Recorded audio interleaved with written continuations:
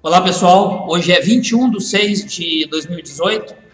Eu queria falar com vocês hoje a respeito da ação direta dos militares agora para as próximas eleições de outubro, tá? Onde militares da reserva, assim como eu, e militares da ativa estarão e já estão, né, pré-candidatos a concorrerem aos cargos políticos, aos cargos públicos, né, políticos que vão estar em jogo agora em outubro.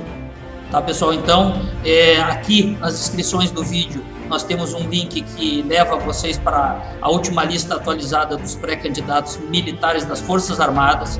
Tá, pessoal? Quero frisar bem aqui, são militares novos, militares que estão ingressando, em sua grande maioria agora, na política, para auxiliar e fazer a diferença nesse pleito, que são militares das Forças Armadas, tá, pessoal? Então isso é inédito, será um momento histórico para o Brasil, onde os militares, pela via democrática do voto, irão fazer a tão esperada e tão necessária intervenção militar, que não será pela força, não será pelas armas. Tá? Eu quero deixar vocês agora aqui na sequência com o vídeo da primeira reunião dos generais que estão organizando esse grupo, estão agregando militares de todas as patentes, né, para participarem. São militares escolhidos, tá? São militares que já têm uma projeção tanto na parte de apoio ou de ação como ativistas, assim como eu, desde 2014, né? Ou militares que têm um destaque dentro das próprias Forças Armadas, tá? Inclusive com oficiais da ativa que estarão se licenciando, né, em todo o nosso Brasil, alguns em todo o Brasil, são mais de 100 hoje na última atualização, tá? Estarão se licenciando para participar do processo de forma direta. Então fique com as orientações, com a primeira reunião que foi realizada agora no mês passado pelos generais. Um dos generais era o general Heleno, tá, que estava conduzindo a reunião e passando as orientações, e nós vamos deixar público aqui para que todos vocês acompanhem e se sintam, né, amparados, porque a quadrilha política que instalou uma máquina, né, um mecanismo para se apropriar do nosso Brasil, para se servir do nosso Brasil, que está no poder hoje, na sua grande maioria, não são todos políticos, mas na sua grande maioria, tá, estão com seus dias contados e depende de todos nós. E agora em outubro decidirmos quem estará no comando do nosso Brasil. Tá, pessoal? Até mais, fiquem com a reunião dos militares aí. Até mais. O oficial da ativa chega nessa função, não sabe nada, quando ele está aprendendo, sai. Então, há funções que são típicas de oficial que tem aquele tipo de especialização. E eu acho que isso é uma questão de tempo, mas não é o caso aqui de tratar disso. Eu acho que nós estamos vivendo no país um fenômeno muito interessante. Primeiro que o país mudou, isso é preciso ficar muito claro. O país mudou. Nunca se imaginou, pelo menos ao longo da minha vida, eu nunca pensei de ver um presidente da República atrás das grades. Nunca imaginei ver governadores quase ocuparem uma ala do Gericinó, né? Então, isso aí é uma grande evolução. Às vezes a gente está no... aquele negócio, o peixe está nadando e não percebe que está nadando. Se alguém chegar para ele e falar, você está nadando. Mas a gente está dentro de um país que está bastante modificado.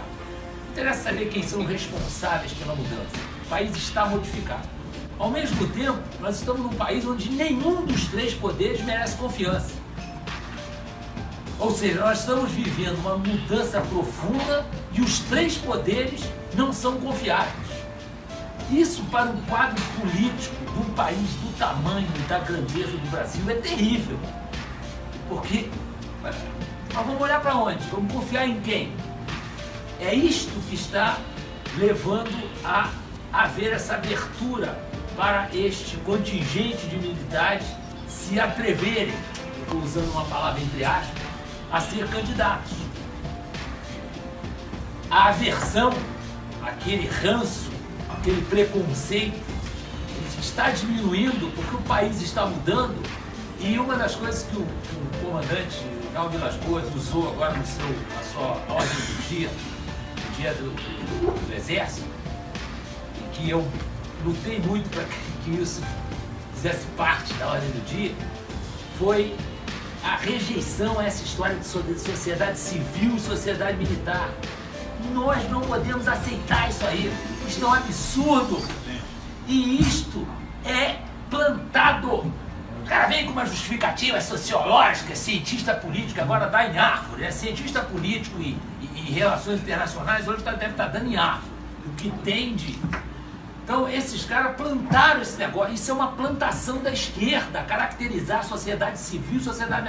Tem uma sociedade brasileira, da qual nós fazemos parte. Não é sociedade, isso aí é um preconceito, mas como é contra nós, ninguém se falar em negão, aí é um preconceito, meu Deus do céu! Tá? Agora, sociedade civil, sociedade militar, ninguém caracteriza como preconceito. É um baita preconceito. Esse preconceito está caindo, né? Está caindo. Não vale a pena para nós ficarmos olhando pelo retrovisor e elogiar regime militar, não. Vamos olhar para frente, vamos buscar uma mudança no país que mostre para essa sociedade brasileira que todos têm direito de participar dessa mudança, dessa limpeza, dessa faxina geral que está todo mundo pedindo. E outra coisa, essa faxina da corrupção, ela depende fundamentalmente de exemplo. Eu digo sempre, a polícia do Rio de Janeiro, tanto a civil quanto a militar, é a polícia mais corajosa do mundo. É só chegar embaixo da Rocinha, dar uma olhada para cima e ver quem tem peito subir aquele troço ali tomando tiro de cima para baixo. Tem que ter muito peito. E por que tem corrupção? Há 15 anos que eles olham para cima e só vem ladrão, pô. Querer exigir que um soldado de 19 anos da PM seja um padrão de retidão, honestidade, os governadores que eles tiveram, os secretários que eles tiveram, é uma brincadeira. Isso contraria tudo que a gente aprendeu. Então essa mudança é fundamental. O exemplo tem que acontecer de cima para baixo. Não pode querer que haja uma revolução do soldado da polícia para obrigar os seus chefes a... Não existe isso. Então é preciso que o governador seja o exemplo. O cara olha e fala, não, meu governador merece que eu seja honesto, né? Eu tenho que trabalhar com honestidade porque eu tenho chefes que merecem esse compromisso meu. Então isso aí eu acho que a gente tem que ter na cabeça. Então há uma real possibilidade de nós colocarmos parlamentares. Também tem que tirar da cabeça esse negócio de bancada militar. Eu, pelo menos, isso é meu pessoal, em transferir. Eu acho isso aí fora do contexto. Não tem negócio de bancada militar. Nós estamos fazendo aquilo que a gente sempre condenou. Não tem que ter bancada militar. Não, o camarada vai para lá ser parlamentar, vai trabalhar num outro poder e vai colaborar para o país. Esse negócio de bancada, não sei o que, isso aí é nefasto para mim, né? Pode ter gente que pensa diferente. Eu penso assim. Uma outra coisa que a gente tem que ter na cabeça, e tomara que tenha se modificado, mas historicamente os militares não votam nos militares. Isso é história, né? Até porque não acreditam que nós vamos ser eleitos. Esse cara não vai ser eleito, não vou gastar meu voto nele. E até pela proximidade. A proximidade é um paradoxo, mas a proximidade acaba causando esse afastamento. Tomara que isso tenha se modificado, que nessa eleição os nossos companheiros votem. Sobre o Bolsonaro, eu sempre digo isso. O Bolsonaro não é, isso é meu, eu vou falar aqui, a responsabilidade é minha. O Bolsonaro não é o candidato dos meus sonhos. Os meus sonhos, sabe, pô, quero um presidente para o Brasil. Só que exigem do Bolsonaro o que nunca exigiram dos outros. Querem que o Bolsonaro seja a mistura do Winston Churchill com a Margaret Thatcher, com o Ronald Reagan, com o Papa Pio XII. Ele não é. Do Barack Obama. Não, Barack Obama sai fora dessa história aí. pra mim. Também não boto o Trump, não. Né? Também não boto o Trump, mas tá fora dessa história aí. Bom, mas então, essa cobrança nunca foi feita. A Dilma é mistura de quê? Luiz Inácio é mistura de quê? Então, peraí. O Bolsonaro tem defeitos? Tem defeitos. mas é o único que se apresentou com, pelo menos com a intenção e a possibilidade de mudar o que está aí. Daí essa grande reação ao nome dele, né? Então taxam o camarada até de fascista, que isso é outro problema sério. Quem não é de esquerda é fascista, né? Esse é um problema sério. E ele é taxado de fascista. Baseado em quê? Alguém tem um conceito correto do que foi o fascismo, do que foi o nazismo, do que foi o comunismo no mundo? Aí taxa o cara de fascista, sem direito de defesa, você taxa o cara de fascista, né? E isso não é preconceito. Isso não é preconceito. Então, na minha opinião, ele é o sujeito que tem condições de montar uma equipe. Não vai governar sozinho, é outra coisa que querem. Temos problemas seríssimos, não é só na segurança pública. Hoje tem dois aspectos aí que estão na crista da onda. Segurança pública, combate à corrupção. Correto. Só que isto, num primeiro momento, traz efeito. Depois, o que vale é o dia a dia. É a saúde, a educação, saneamento básico, é o sujeito ter transporte. Isto é o que vai fazer o sujeito se sustentar na presidência da República com o conceito de ser um bom presidente. Não basta acabar com a corrupção e melhorar a segurança. Isso é quase que uma obrigação. Ser corrupto eu não tenho, ser não corrupto eu não tenho dúvida que é obrigação. E a segurança pública não vai querer. Essa intervenção do Rio de Janeiro não vai em 8 meses fazer do Rio de Janeiro o Vaticano, não vai. Se der uma aceitação geral no estado de segurança, já melhorou muito, já é um grande feito. E o Braga Neto e os dois generais que estão com eles, da melhor qualidade, têm trabalhado em cima de uma coisa chamada gestão, que pouca gente ouve falar, principalmente gestão da segurança, gestão dos órgãos envolvidos na segurança, que pode dar um efeito para ser legado para outros estados, criar determinados procedimentos, determinados processos que podem ser empregados em outros estados. Mas isso não vai ser suficiente para conduzir um governo. O governo vai precisar de muito mais coisa. Então o governo é equipe, ele tem que montar uma equipe de gente competente. Não pode montar uma equipe que parece uma quadrilha, né? Não pode ter ministro da defesa que parece provocação, né? Então isso é que tem que ter coisa. Eu quero um sujeito que para os cargos disponíveis coloque gente disponível. Vai ter um problema seríssimo. O aparelhamento da máquina pública brasileira é escandaloso. A máquina pública brasileira está aparelhada. Basta conversar com pessoas que têm cargos de alta responsabilidade em alguns ministérios e vão descobrir que não conseguem fazer nada por causa do aparelhamento da máquina pública. De chegar ao ponto de jogar em papel fora, triturar em papel para interromper o processo. Então isso aí não é fácil de resolver. Não é fácil de resolver. Esses 30%, que eu duvido um pouco, mas que aparecem nas pesquisas aí como votos cativos do seu Luiz Inácio e do PT, eu não tenho dúvida que uma boa parte é de gente que está apavorada que vai perder a sua boca. Vai perder o seu cargo conquistado sem nenhum mérito. A meritocracia foi jogada fora durante 13 anos. E nós estamos pagando caro por isso. Então, esse conjunto de coisas não vai ser resolvido pela existência de militares no Poder Legislativo. Mas nós vamos entrar com uma parcela de colaboração muito importante. Aqueles que forem eleitos, aqueles que conseguirem vencer essa barreira, que não é fácil ser eleito, mas os que vencerem essa barreira terão a responsabilidade de colocar lá tudo que as respectivas forças nos ensinam. Não é só do ponto de vista de valores, é do ponto de vista de conhecimento do país, visão de futuro, capacidade de trabalhar em cima de projetos, de ter um método de trabalho, de ter didática nas coisas que apresentar. Isso tudo são coisas que são colocadas na nossa cabeça ao longo da vida. Vamos fazer valer isso. Boa sorte para vocês, que sejam muito bem votados e que a gente consiga realmente ter uma representatividade que até hoje, do ponto de vista dos militares, podem analisar. A maior parte deles foram advindos de greves realizadas contra o poder público e que tiveram sucesso na greve e acabaram conquistando as suas respectivas categorias. Isso não é bom.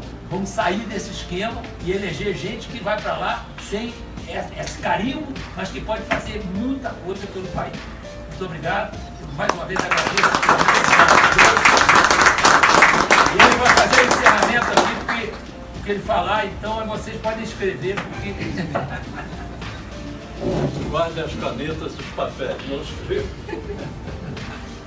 O que eu vou falar são coisas que vocês conhecem e que eu ouvi aqui.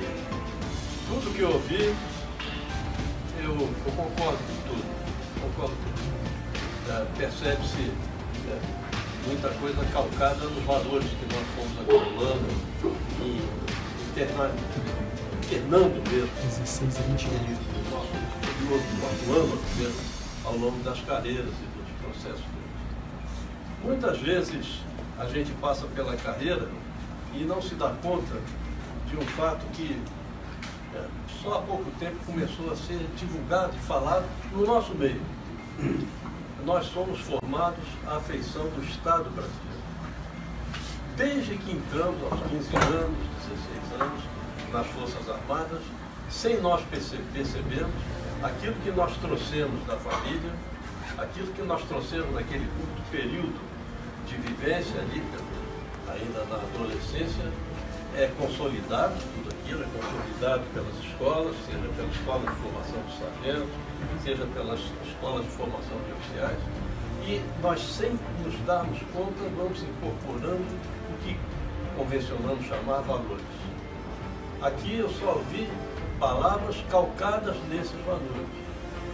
E valores tão fortes que nos acompanham a vida inteira. E mais ainda, nossas normas das Forças Armadas são realmente rigorosas e nós as adotamos e as seguimos sem sacrifício.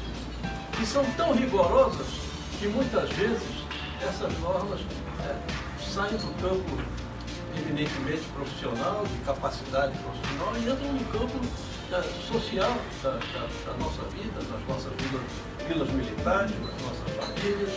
E nós também, vou repetir muito isso, não percebemos que somos uma coisa só. A família, a nossa vida social, nossas crenças, os nossos valores, os nossos costumes, os hábitos foram calcados pelo Estado brasileiro. E com muito orgulho, nos últimos tempos, a gente fala, vou falar com militar dizendo, eu não sou do governo, eu sou o servidor do Estado brasileiro. Então, o que é ser servidor do Estado brasileiro? O que é aquilo que vocês todos sabem, porque serviram muito bem ao Estado brasileiro e se propõem a continuar servindo ao Estado brasileiro? Então, o que é ser servidor do Estado brasileiro? Já foi dito por um de vocês. A primeira questão é ser apartidário. E governo é partido. E não é demérito o governo ser partido. Né? A vida me obrigou a isso. Um presidente a quem eu não conhecia, apesar de sobrenome igual, acabou me forçando, mas me convencendo a ficar 8 anos ali como ministro dele. E eu também não vinha percebendo uma coisa que ele fez.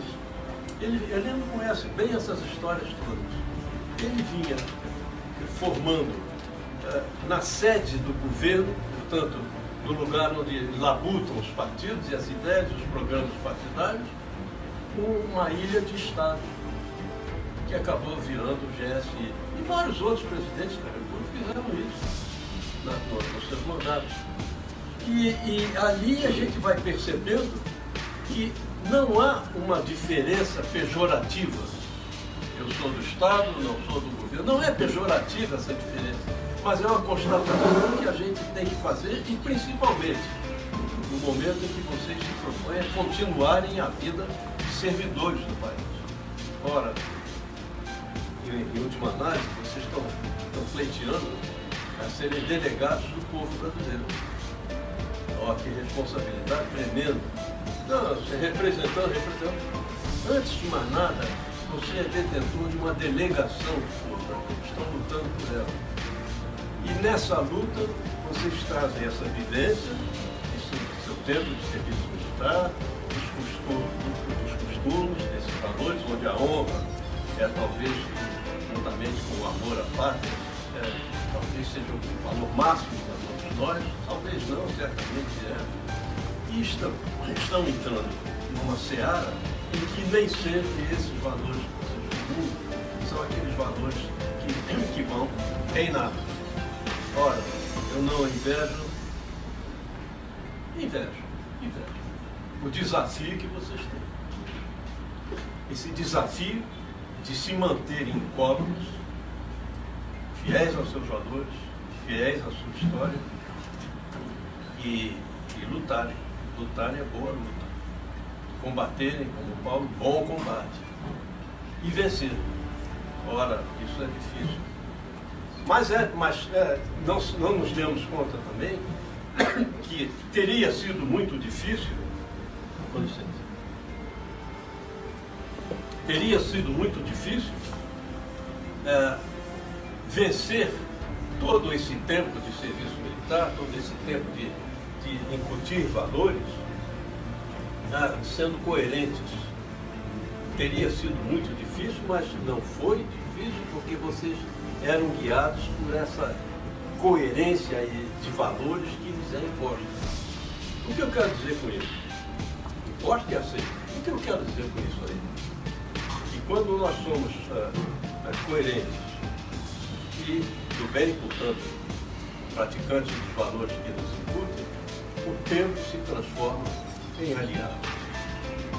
E, de certa forma, nós, militares, estamos colhendo os frutos da coerência de todos os nossos antecessores. Todos nós. Antecessores, os meus antecessores, de certa forma, com humildade, que nós representamos os mais novos, como antecessores, uma migalha colocada nesse imenso campo da formação de vocês, mas uma migalhazinha. E essa coerência que vimos seguindo, ela é derivada da coerência das próprias Forças Armadas. Como fazem força para achincalhar? Como fazem força para achincalhar e não conseguem? Há quanto tempo as Forças Armadas estão lá no topo, como já foi mencionado, no topo da confiabilidade? E, infelizmente, eu falo isso realmente com muita pena, com tristeza, e, infelizmente, vamos procurar não do extremo mais de baixo, quem devia estar no topo de confiabilidade, que são esses delegados do povo. Ora, o desafio está aí. O desafio está aí. É se manter coerente com tudo que viveram enquanto estavam nas Forças Armadas, nessa luta, que é uma luta, me parece, dificílima e sem tréguas, que já foi mencionado, até a Eliana acabou de dizer, dificílimo, imagina, ser eleito. E ser coerente com seus valores.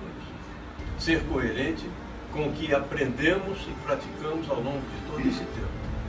E mais tarde, uma vez eleitos, serem coerentes com aquilo que prometeram.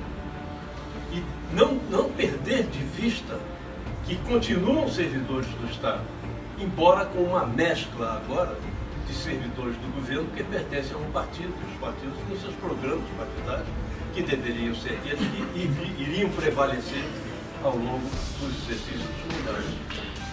Ora, meus amigos, enfrentem realmente isso aí, com coerência e confiando em que assim o tempo vai ser seu grande aliado, seus costumes. Procurem mantê-los, os costumes da prática. Não adianta você ter o valor, você ter a tese e não praticá-la. E não praticá-la nas coisas mais comezinhas, nos pequenos. Falou o Monteiro, nós o apoiamos, mas o que o senhor dá em troca? Manter-se íntegro, isso aí.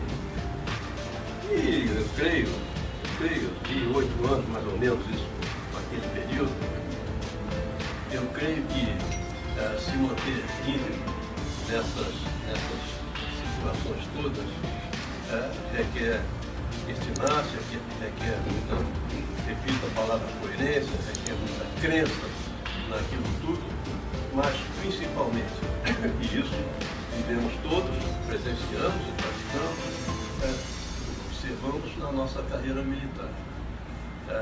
Construam uma liderança. É difícil construir uma liderança, ser líder político é muito difícil, porque uma coisa é você chegar no exército e construir a sua liderança, porque estão todos presentes ali com você o dia inteiro, anos a fio com você, sabendo da sua história, o que você faz. A outra coisa é você ser líder de uma massa virtual. E o eleitorado, quando é que se reúne o eleitorado para te ouvir? Agora existe essa máquina tremendamente forte que é a informática, que são essas mídias aí que aí estão, os Faces, os Instagrams e tudo isso aqui, essa sua discussão. Saibam usar isso aí, novamente com coerência. Saibam usar isso com inteligência. Foi oferecido um programa que parece que pode frutificar uma mensagem de âmbito nacional, mas que seja uma mensagem construtiva. Apenas parte, por favor, apenas parte de suas campanhas seja feita contra. Apenas parte. Apenas para vocês marcarem sua posição, que são contra alguma coisa. Mas o maior peso da campanha, do seu programa, tem que ser a favor de alguma coisa, de uma ideia, de um projeto. Quantos líderes nós vimos surgirem assim da noite para o dia nas Forças Armadas, que montaram a sua liderança contra alguma coisa, contra um chefe ali, contra ali. Esse tipo de liderança já traz em si o germe da própria destruição. Porque ele é uma liderança já falsa, sobre bases falsas, uma liderança de oposição. É muito fácil praticar uma oposição e ganhar algumas benesses ali, algumas simpatias, mas isso é muito efêmero. O que vale, o que fica, é o projeto e a prática desse projeto, com coerência e tendo o tempo como aliado. Mas para vocês, ao mesmo tempo, é difícil ser eleito, mas é muito fácil fazer isso. É muito fácil ser assim, porque vocês foram assim o tempo todo.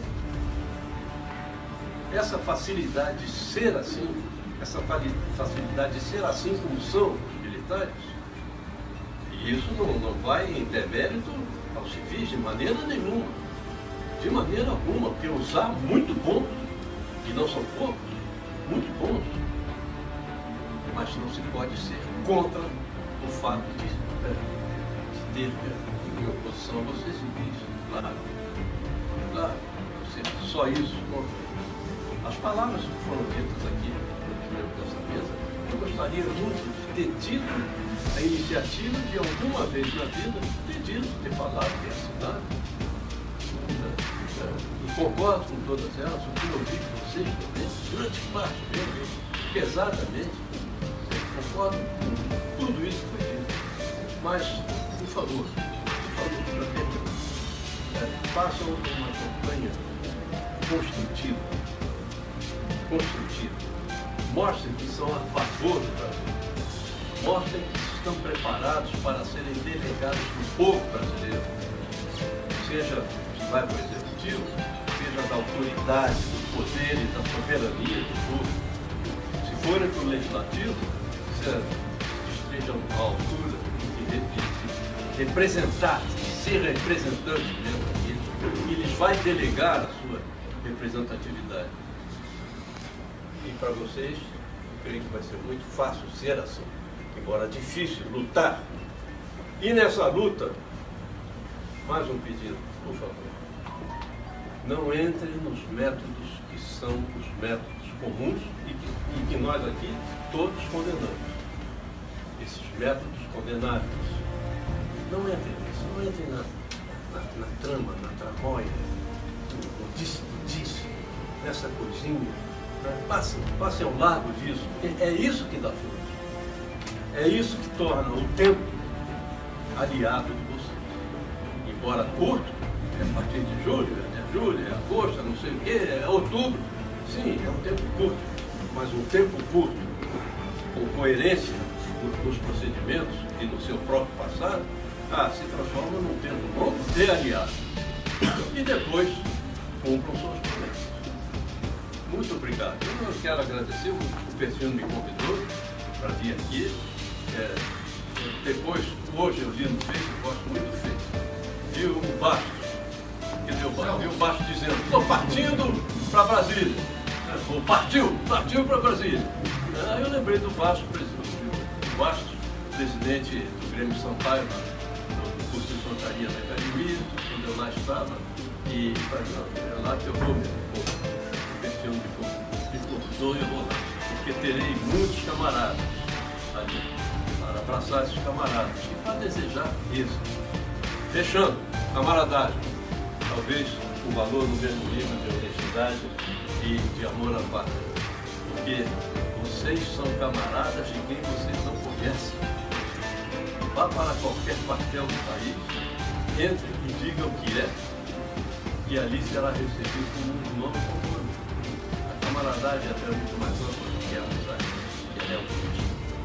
Sejam altruístas, cumpram seus objetivos, atinjam suas metas e ajudem o povo brasileiro. Obrigado. Brasil! Brasil.